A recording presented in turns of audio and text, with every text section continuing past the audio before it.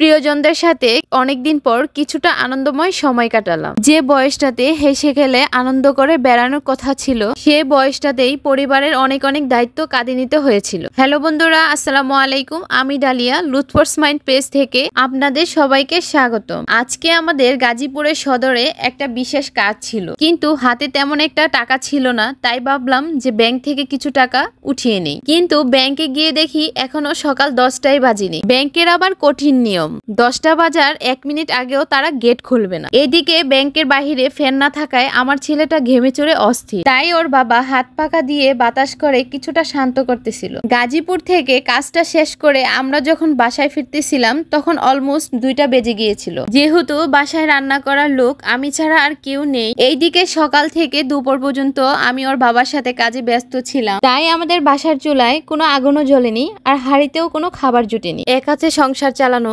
কতটা কষ্টের, কতটা কঠিন, যে সমস্ত মানুষরা আমার মতো একা হাতে সংসার চালায় শুধুমাত্র সেই সমস্ত মানুষরাই বুঝে এর কত জ্বালা, এর কত বেদনাদায়ক। যে মানুষটা একা সকলের দায়িত্ব নিয়ে খাবার তৈরি করে, তার কখনো হাঁচি কাশি ঠান্ডা কিছু প্রকাশ করতে পারে না।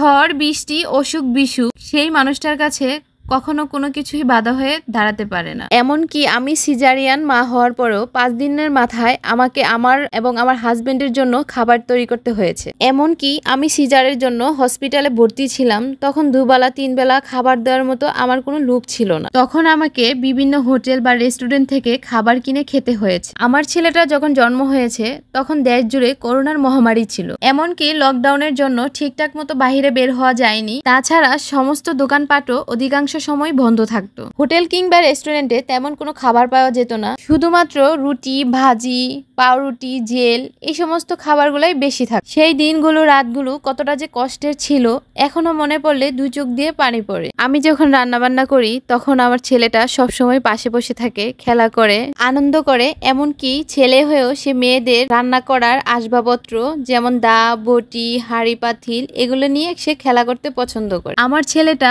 আমাকে রান্নার কাজে ঘর থেকে যখন জিনিসপত্র এনে দেয়, তখন আমি সেই হাসপাতালে 3 দিন থাকার কষ্টটা ভুলে যাই। ও হ্যাঁ, আপনাদের তো বলাই হয়নি। যাই হোক, ভিডিওতে তো দেখলেনি। আজকে আমরা বাহিরে দুপুরে খাবার খেয়েছি, আর আমাদের সাথে ছিল আব্দুল্লাহর একমাত্র চাচ্চু। আর আমরা যে রেস্টুরেন্টে আজকের দুপুরে খাবারটা খেয়েছি, সেই রেস্টুরেন্টের পাশেই ছিল বাচ্চাদের একটা খেলার ঘর। আব্দুল্লাহ তো খাওয়া দাওয়া শেষ করে ওখানটাতে গিয়ে মন ভরে আনন্দ করতেছিল, বিভিন্ন রাইডে উঠতেছিল। আমরা সাধারণত যে সমস্ত জায়গায় গেলে বাচ্চারা আনন্দ ফুর্তি করতে পারবে সেই সমস্ত জায়গায় যাওয়ার চেষ্টা করি। আর এখন তো প্রতিটা জায়গায় এরকম সেলফি জোন, দোলনা থাকেই। মাঝে মাঝে পরিবারের সাথে এমন সুন্দর সময় কাটালে মনটা রিফ্রেশ হয়ে যায়। সবাই আমাদের জন্য অনেক অনেক দোয়া করবেন, আর হ্যাঁ, ভিডিওটি শেয়ার করে দিয়েন তো।